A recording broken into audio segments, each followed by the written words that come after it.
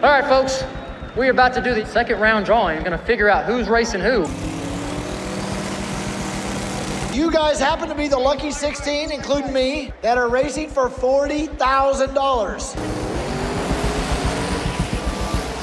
Chuck Seitsinger, a veteran race master with a burning desire to win $40,000 reward money, found himself at a crossroads with his inner circus, the people he was supposed to work with. In anger and frustration, he yelled at his crew member, and what happened next changed the whole trajectory of his race. What was he going to do without his crew? Would he win the reward money? Join us as we reveal the shocking events that followed when Chuck clashed with his crew member by yelling at him. Chuck gets mad and loses everything. Chuck Seitsinger, a racing veteran and the racing master for the street outlaw. No prep kings seemingly lost it when he went off on a crew member before a race. Before you jump in or drill Chuck, understand that he was frustrated at that moment. Now, imagine a situation where the teacher you love has gone out of your way to get you a competitive spot for a grant, and when you want to solve the mathematical question given to everyone, your pen stops working. You may kick your table away or lash out in anger. Chuck's situation was a similar story. Since he was a racing veteran with over 30 years of experience, he should be respected. Other drivers taking up the challenge should be wary because when Chuck handled his wheels, he was unstoppable. However, when the race was about to start, Chuck noticed that his car was not starting. He tried the ignition time and time again, but it refused to start. Soon enough, Chuck started getting frustrated. He should be the king of the road, and there was a $40,000 reward on the line. This was not the time for his car to fail. What was he going to do? He was nervous. For someone who has been repairing cars since he was 16, there was no logical explanation for this, and he couldn't understand the problem. They had to do some last-minute work and get the car to the line fast. However, Chuck was already mad. His chance to win $40,000 was quickly slipping through his fingers. His mind raced through all the possible reasons his car chose to fail him as he watched his crew. While they did their best, they seemed slow to Chuck. His frustration made him watch them in slow motion, and he quickly concluded that they were not ready to help him. So, what did Chuck do? In a moment, we are going to be looking at what Chuck did to his crew member. However, we cannot move forward if you don't learn a little more about no prep racing. Why is it called the most dangerous of racing?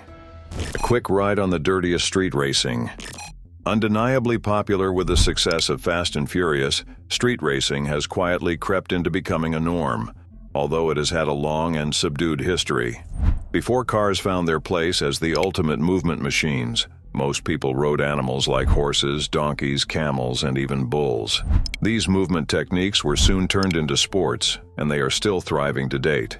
However, street racing with cars was born during the Prohibition era, when smugglers would modify their vehicles to evade police. The first movie to bring it to public attention was James Dean's Rebel Without a Cause, which was released in 1955. Years later, Americans began embracing it subtly. It became more prominent in the 1990s and the early 2000s during the Attitude Era. Then, the era of Fast and Furious swooped in, and it became an instant hit. Like Vin Diesel, many producers started incorporating creativity into the sports, and Lionsgate Pilgrim Media Group decided to shed light on the buildup before these street races. This means that the fans would get a front seat to everything that happens before, during, and after every street race. Street Outlaws, No Prep Kings featured drivers from all across the nation, including drivers from the OKC, NOLA, and Memphis Street Outlaw series. The first season saw Chuck Seitsinger from the 405 as the first race master, before they prepared to race different tracks across the nation in the second season. However, you have to understand that street racing comes with a lot of pride, pettiness, and mouthing off, and who can pull it all better than Chuck Seitsinger? Before we get into the full depth of Chuck's umpteenth fight, let's get a little more background on the no-prep racing. Now, street racing is not biking. Neither is it the video games where you have heavy trucks trying to maneuver stumpy hills without tumbling over. Street racing is a spontaneous or well-planned event involving remodeled cars from vehicle enthusiasts or drivers that usually takes place in uncrowded highways on the city outskirts or the countryside. Sometimes it could be held in large industrial complexes. No prep racing is a distinctive type of street racing. Although similar to the average drag race, it comes without the pre-race elaborate preparation. In a typical no-prep race, a track has all of the tire rubber removed first and then rinsed, brushed, and dried. These tracks do not have traction compounds such as PJ1 track bite or other chemicals to provide grip. No-prep racing is considered by many to be the dirtiest challenge in the world of street racing, since it's just you and your skills. If you want to move fast on a public road, do it because you can pull it off without any sort of help. A real no-prep racer would be down to compete with anyone on a public road, but it is one of the most dangerous sports in the world. Things can turn around very quickly. Sometimes there are no major clocks in a no-prep event. All you have are the officials and the time slip. When you are quarreling with any official as a no-prep racer, you begin to wonder if you have failed from the beginning. What if your time never gets called? Racers who prefer this type of event typically do so because it allows the competitors to show that their cars could be competitive on a public roadway without the need to risk racing on the street. In the Street Outlaws No Prep Kings, the top 32 no-prep racers in the nation compete for cash and other prizes while traveling across the United States. The rules for no prep are simple, but require the mindset of every man for himself. However, the Street Outlaws would not be complete without race master Chuck Seitsinger. We all know Chuck as the one who calls the shot and leads the race, but who really is Chuck Seitsinger? The dead trap veteran who is not afraid of death. Chuck Seitsinger, alias Chuck, is a racing veteran on the reality show Street Outlaw, No Prep Kings. He was one of those who started street racing as soon as they were old enough to legally drive. He has always had a habit of racing, whether it's professional or street. Still, one thing was sure. Chuck was never the man to back down from a fight or a competition. He was always ready to whoop your butt in whatever activity. But racing was his safe space. Professionally, Chuck was crowned Rookie of the Year by the NOPI Drag Racing Association and won the 2004 Nitrous Express Xbox Cup Championship in the four-cylinder division. In 2006, he won the championship again with his incredible car together with other races. Chuck was only 16 when he started working on cars. He would run can repairs and even remodeling to earn a living. By 1190, Chuck Seitsinger was working for Honda. Chuck has a certificate from Honda factory as a trained technician. He later got the highest level of qualification as a Honda factory trained service advisor. In 1989, Chuck got a Ford Mustang which he never wanted to let go, and through the years he kept remodeling till it became a vintage powerhouse. Before Chuck Seitsinger and others joined the Discovery Channel family and the Street Outlaws, he had tried out a hand with the Mustang, which was a side project gone sour. The Mustang started as a daily drivable street car to one of the fastest small tire cars in the country, before placing big tires under the machine to make sure it was competitive. However, beyond the toughness and the roughness of the veteran street racer lies a very traditional family man. Although divorced, Chuck has made commendable efforts to be an active father and take his daddy place in the lives of his two daughters. His eldest daughter, Chelsea Catherine Seitsinger, is currently majoring in veterinary medicine at Oklahoma State University in Oklahoma.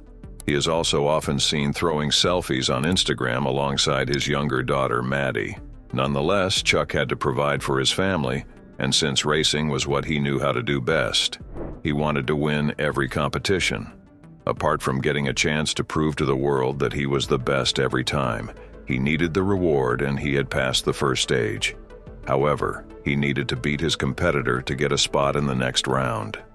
Chuck yelled at his crew member. In the second round of a no-prep race in Ohio, Chuck, along with 15 other winners, had sped through 16 opponents in the first round, on course to win $40,000. With the crowd going wild around them, Chucky and the other drivers had to pick names from a bucket to see who was going to be their opponent.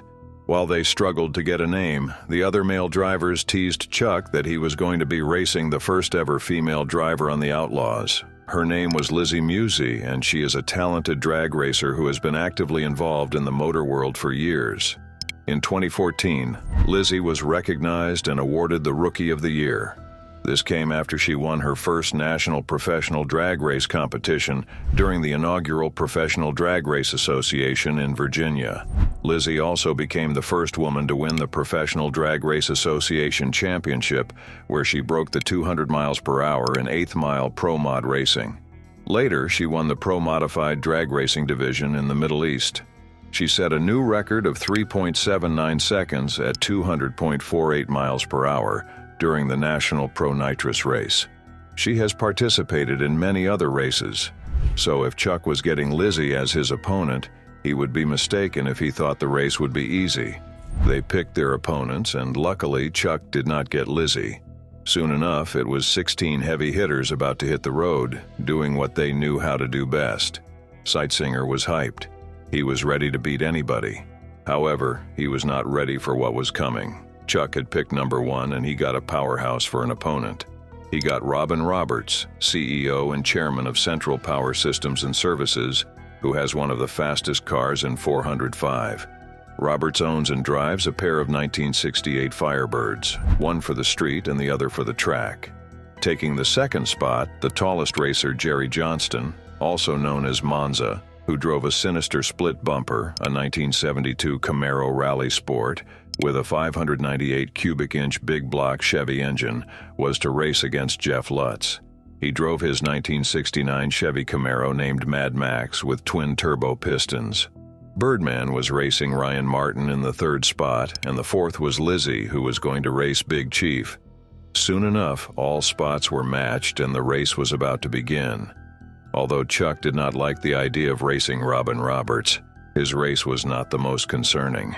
As the drivers came together for a small talk and some good luck wishes, everyone seemed afraid of one person. He seemed like he was settling in well, but he was a factor of concern for many of the drivers who wanted their spot on the show. Some drivers saw Martin as a threat, and the truth is that he was. Brian Martin is the co-owner of B&R Performance, a performance automotive shop located in Norman, and he drives a 5th-generation Fireball Camaro. With Ryan in the lineup, the worst start any racer can make is to lose ground. If you even want a shot at winning Ryan Martin or drawing him, you at least need to keep up. They all had fast cars, so the cars were not the problem. They just needed to work on their power. Like the other drivers, Ryan also had some concerns of his own. He wanted to win the $40,000.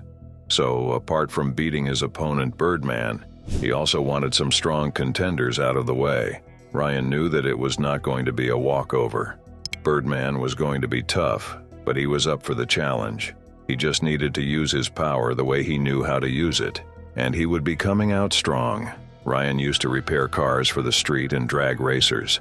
Ryan's skills in the shop helped propel the likes of Jackie Knox and Freakin' Rican to the levels of street outlaws stardom that they enjoy today. He was good with his cars. After years of working behind the scenes, Ryan decided that it was time to go out and be part of the racing front line. He joined the OKC and started doing great things. Ryan's skills on Street Outlaws OKC made him a prime contender for the infamous Street Outlaws No Prep Kings tournament. On the other hand, Birdman was a goal-getter. He was determined to get something out of each round, and he showed his level of focus in every race. However, he knew that Ryan Martin was not a small feat. Every racer was prepping their body and mind for the upcoming round. All of them wanted to win, but only 8 drivers would move to the next round. Before the much-anticipated race, some drivers decided to work on their vehicles, maybe touch them up a little. However, Ryan Martin felt he was good to go, so he was not touching his Camaro. On the other side, Chuck was trying to get his car in good shape before the match, so he got to work with his crew members. They wanted to make sure everything was okay with the car before they got it to the lineup. Hyped up, Chuck got into his car and started the ignition. It refused to pick up. Then he tried it again. It refused to pick up. The racing veteran slammed his palm on his forehead in frustration. This was not the car he had remodeled, and it was a bad time to have a faulty car. He had already registered the car for the race, and there was no going back now. Frustrated, he called on his team to get to work and try the spark plugs, whether they could finish in time. His crew quickly went to work on the engine, twisting and turning parts to get the car to start. "Get it fast, we need it fast," Chuck yelled at his crew members as he shook his head in anger. He knew that he should be in the top 5 for the next round at least, but his car did not seem like it. This was not a race he wanted to lose. His car was not acting like a top 5 car at the moment, and he needed to win. He needed to win as many rounds as possible to move up the leaderboard. When his frustration reached its peak, Chuck got out of the car and went towards one of the crew members. According to him, there was no longer time for spark plugs. They needed a faster solution. Then he told the crew member working on the engine to leave so that he could work on the car. However, the crew member refused. He had already started working on the car, and he was not about to let Chuck ruin everything. When Chuck was coming close to him, the crew member started yelling for him to get out of the way so that he could finish the job. Angry and frustrated, Chuck started yelling back at the crew member, telling him that he was not going to move. When Chuck understood that he was not going to win with this crew member, he reluctantly left the engine area for the other guy to do his job. But he was so mad that he canceled the crew member for other races. "This would be your last race," he told him angrily. "I'm not dealing with you again." While he was yelling, the crew member yelled at him to enter his vehicle. When he entered, he started trying to process his frustration. He was arguing with his crew member when he was in the first lineup racing against one of the fastest men in No Prep King Robin Roberts. Yes, he was extremely frustrated. Nonetheless, Chuck hit his ignition again, and when it made a reverbing sound, he went straight for the lineup. He was hoping that his car would not fail him again. He tried to carry on his anger and frustration to the race. Furthermore, he was determined to drive with a clear mind, and so was his job. Set 1, 2, 3, go. Chuck and Roberts were fired from the lineup. They had started on the same momentum, and things were about to hit up when a weird sound like metal hitting the ground filled the ears with the people. Chuck looked up and realized it was him. He bowed his head in defeat. "Oh, here is Roberts," bouncing onto the third round. Since Chuck was having some major issues in the right lane, the announcer spoke with excitement as Chuck's truck came to a quiet stop. By now, hot smoke was released into the air as Roberts fans cheered him on. Chuck quietly came out of the car defeated. He had hoped that he would get something out of this round. When the race between him and Roberts started, his car began vibrating, and soon enough, he was struggling with the controls. It seemed like all the knots were loose, and he could not move a fast car like that. At the end of the first spot, Robin Roberts won the race and Chuck Seitsinger went back to the trainer. After that round, Roberts was ranked 7th with 75 points. While it was easy to downplay Chuck since his car had problems, it was not easy to kick him out of the race. Chuck had other tricks up his sleeve. The wild revenge against Ryan Martin. After the match against Robin Roberts, Chuck did not give up. He planned on fighting and securing a spot on the rankings good enough for the third round. However, there was a kicker this time. Things were about to get a lot harder. Chuck was ranked number 10 with only 40 points, a good bit from Roberts, who already had 75 points. In a bid to get to a higher rank on the leaderboard, Chuck was going to face Ryan Martin, the bulldozer who had defeated a lot of opponents in their rounds. By now, Chuck had fixed up his car. He had also added some combinations to make the speed and power better. He knew Ryan Martin's car was faster, but he was prepared to break the ground. Not only that, but he was going to give everything he had. When Ryan got Chuck, he was a bit relaxed because that was what he and his crew wanted. Maybe they assumed that Chuck was easier since he was having problems with his car, and Ryan's Camaro was faster. Nonetheless, Ryan's eyes were on the price. He wanted to get the racing championship, but Chuck was in his way, and he saw him as no more than a stumbling block that needed to be outrun. Ryan has every advantage. He was sitting pretty in first position on the leaderboard with 95 points, and he had a good car. What else could go wrong?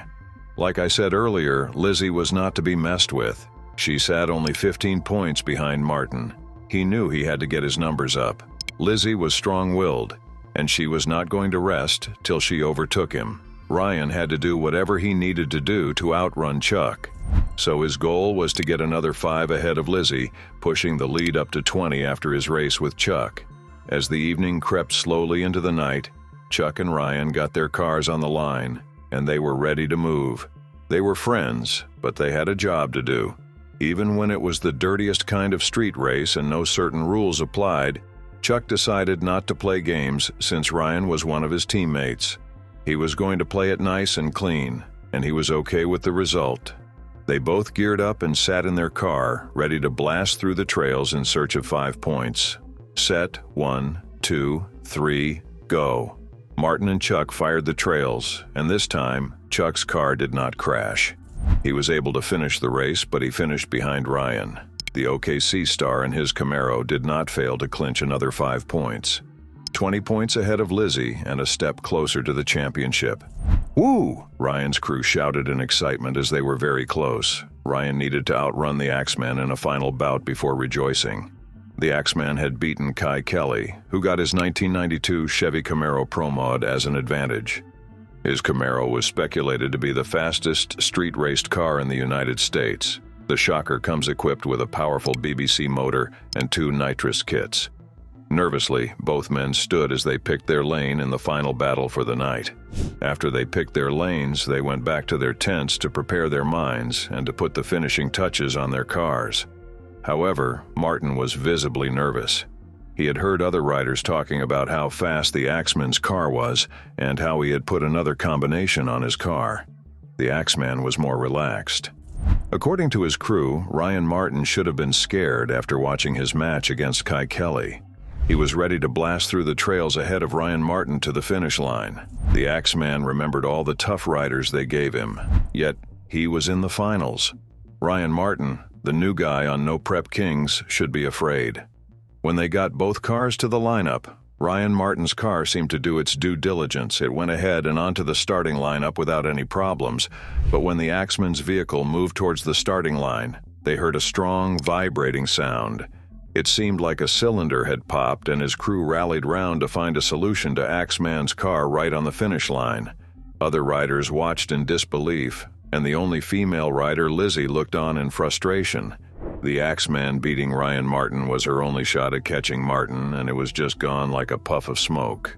As Axeman's crew tried to get his car to work again, every driver watched in anticipation as the time etched closer. When the crew could not find a solution, the Axeman had to bow out, and Ryan fired his car to the finish line to be declared the winner. Axeman came out of his car quietly. While its vehicle had pulled a strange miracle against Kai Kelly, it failed to pull another one in the most important match of that round. What a shame. The crank sensor became faulty when the gas burned out, and it caused the vehicle to misfire. Although Axeman was disappointed, he took the positives from all his rounds. B still could not believe that the new combination he implemented in his car fired better than Kai Kelly's Camaro, arguably the fastest car in the United States of America. Soon enough, Ryan was presented with his $40,000 in cash, but he was not happy. The no prep racing was a prideful sport, and to him, he did not deserve the $40,000. If you were close to him, you'd probably tell him to knock it off. He got to the final, and he won the money that he needed. He should just take the win. However, Ryan would not be able to brag to anyone that he beat the Axeman, because there was no match to begin with. The Axeman's car crashed before it even got to the starting line, so to Ryan, it was not a win. He only got a pass. What did you think about Chuck's behavior with his crew member? Share your thoughts in the comments section. Don't forget to like, subscribe to this channel, and share this video with your friends.